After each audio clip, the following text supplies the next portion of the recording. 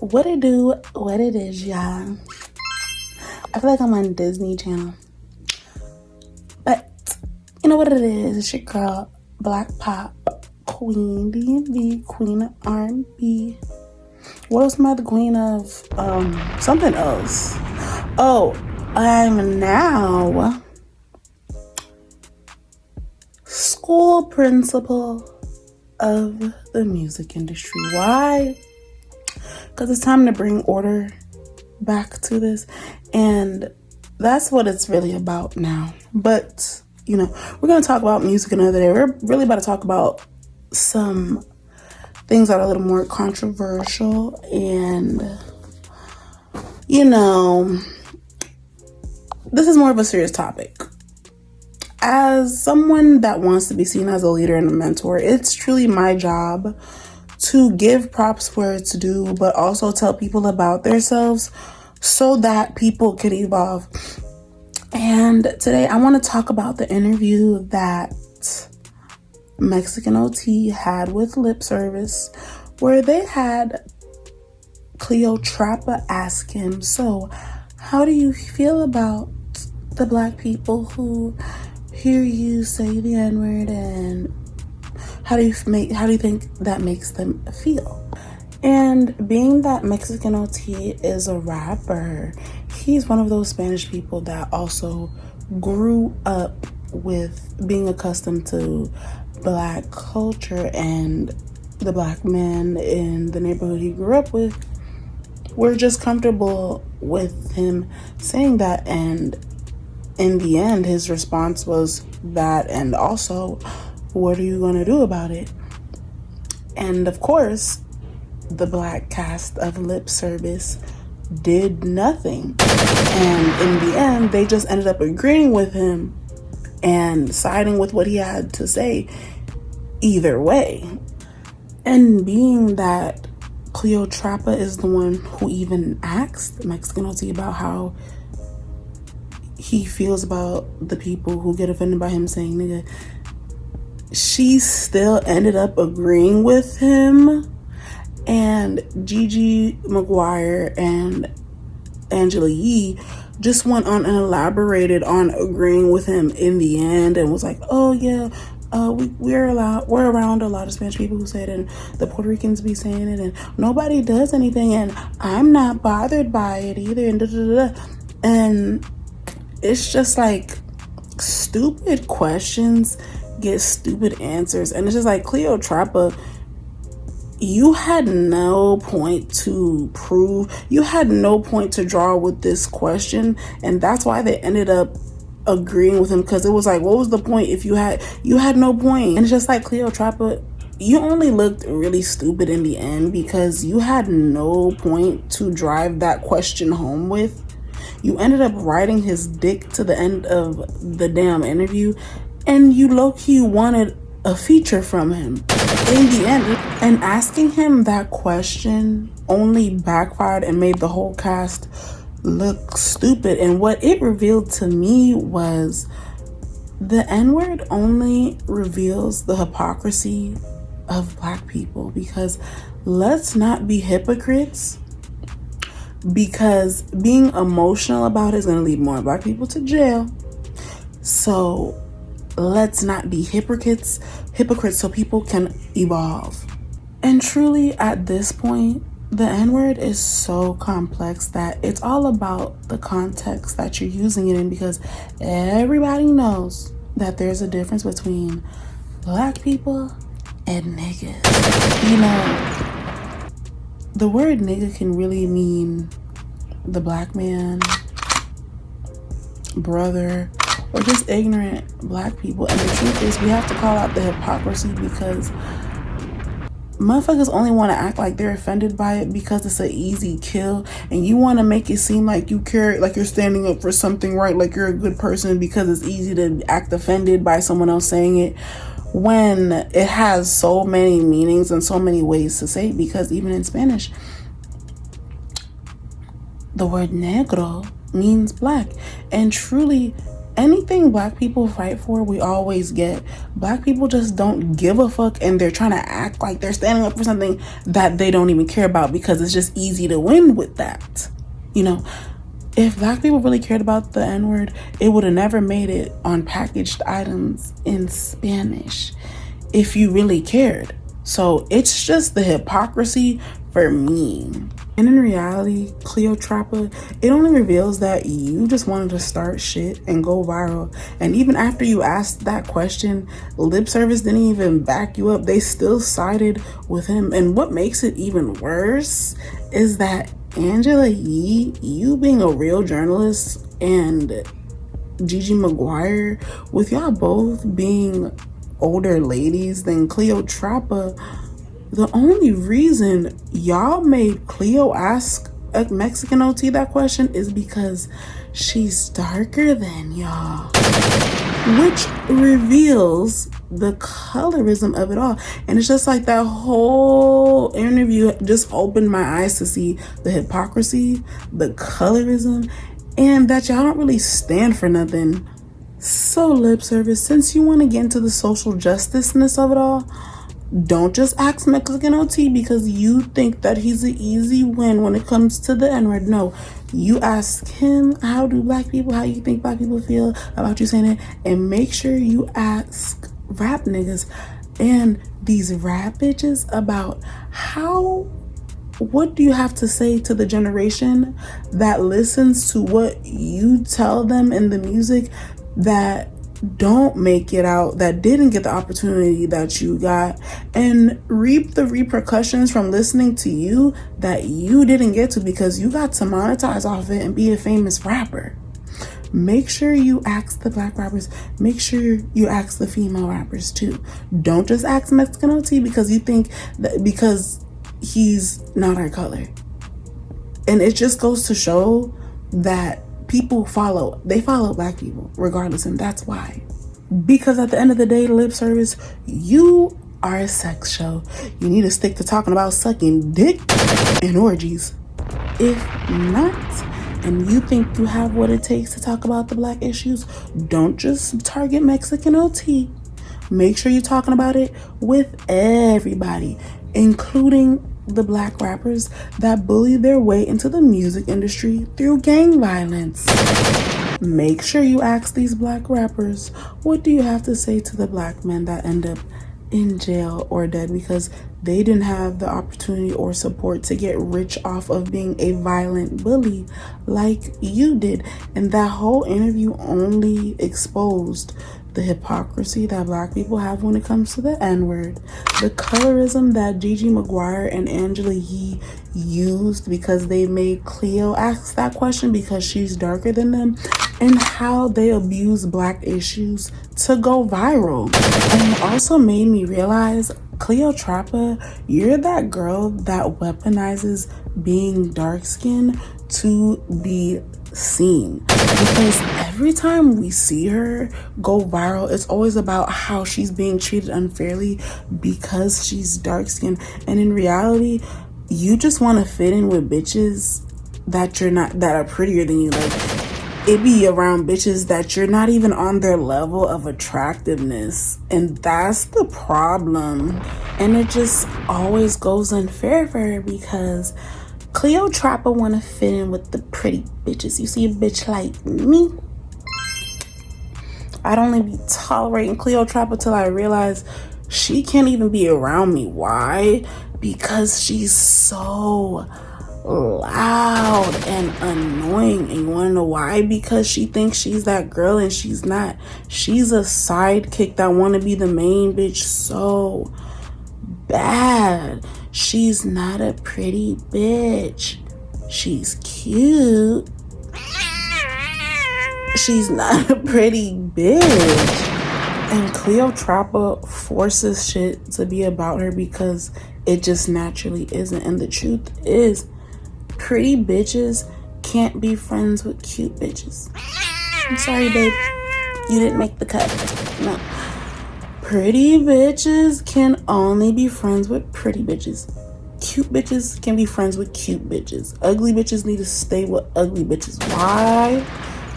Because it's, if you mix cute with pretty, it's going to imbalance the vibration, and someone's gonna feel like they're not getting enough attention, and they're just gonna start acting out of their real character when they have to force things to make it about them because you're not a pretty bitch.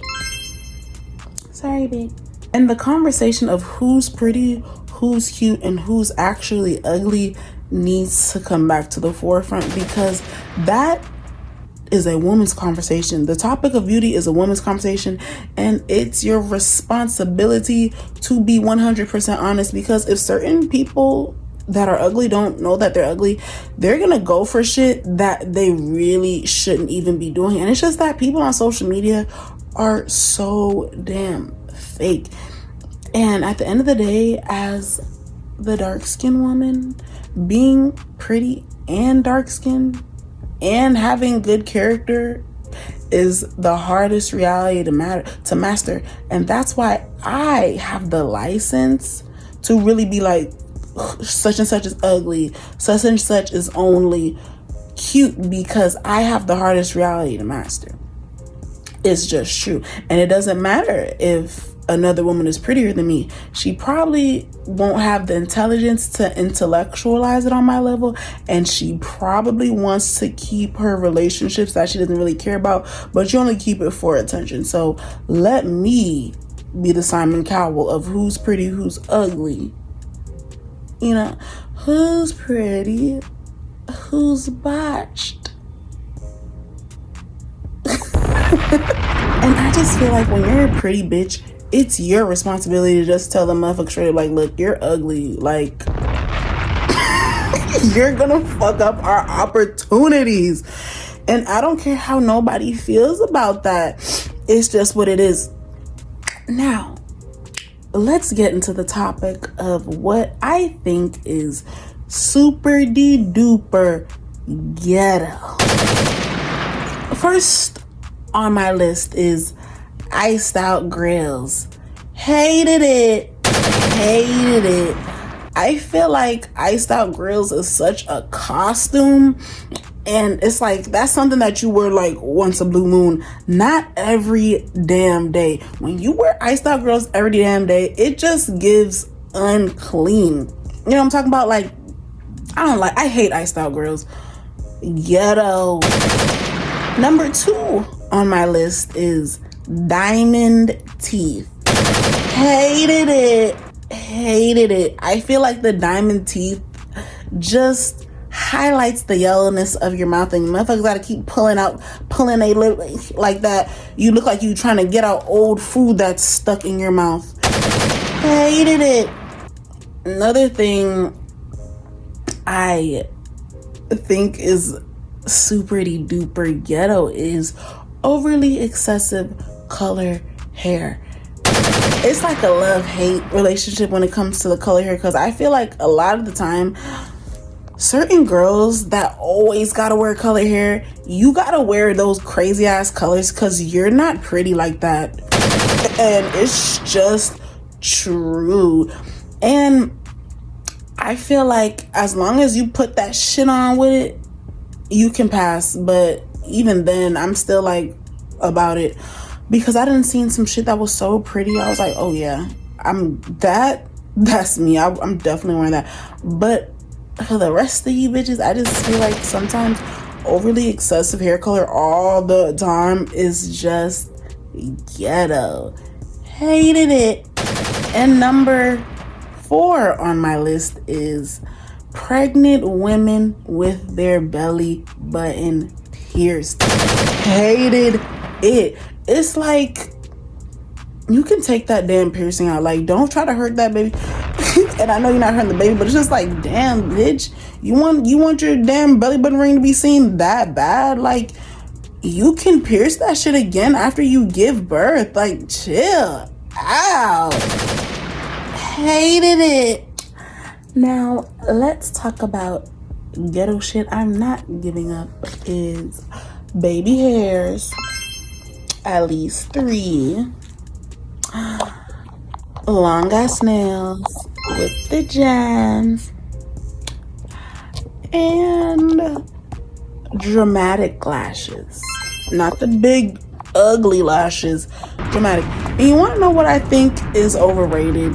Getting your lashes done, because you can pay $100 for a pair that will only last, to get them individually done, only for them to last like maybe less than a month, when you can literally get a box to the kind of style that you want for less than $30.